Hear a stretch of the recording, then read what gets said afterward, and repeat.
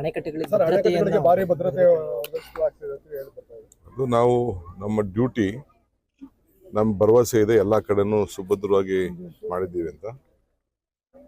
ಜಾಗೃತವಾಗಿರಬೇಕು ಅನ್ನೋ ದೃಷ್ಟಿಯಿಂದ ಒಂದು ಮುಂಜಾಗ್ರತೆಗೆ ಸ್ವಲ್ಪ ಎಚ್ಚರಿಕೆಯನ್ನು ಇಡೀ ದೇಶದ ಉದ್ದಗಲೂ ಕೂಡ ನಾವು ವಹಿಸಲಾಗಿದೆ.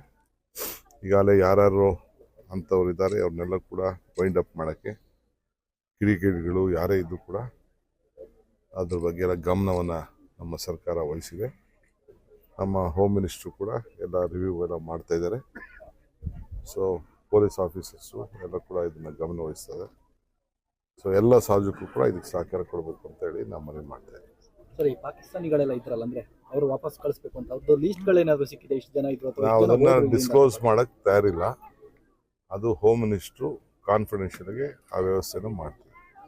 ಯಾಕೆಂದರೆ ಕೆಲವು ಸಂದರ್ಭದಲ್ಲಿ ಬೇರೆ ಬೇರೆ ಅನುಮಾನದ ರೀತಿಯಲ್ಲಿ ಕೆಲವು ಅನೇಕ ವಿಚಾರಗಳು ಪ್ರಾರಂಭ ಆಗ್ತದೆ. ನಾವು ಅದನ್ನು ಪ್ಯೂರ್ಲಿ ಹೋಮ್ ಡಿಪಾರ್ಟ್ಮೆಂಟ್ಗೆ, ಪೊಲೀಸ್ ಅಧಿಕಾರಿಗಳಿಗೆ ಅದನ್ನು ಬಿಡ್ತೇವೆ.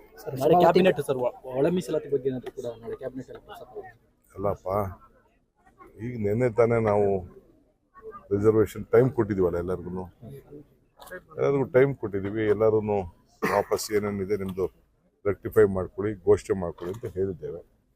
ಮುಖ್ಯಮಂತ್ರಿಗಳೇ ಪ್ರೆಸ್ ಕಾನ್ಫರೆನ್ಸ್ ಮಾಡಿದ್ದಾರೆ. ಇಷ್ಟು ಇವತ್ತೇನಿಲ್ಲಿ ನಾವು ಕೆರೆ ಪೂಜೆ ಮಾಡ್ತಾ ಇದ್ವಿ, ಇದು ನಮ್ಮ ರೈತರಿಗೆ ಒಂದು ದೊಡ್ಡ ಕೊಡುಗೆ.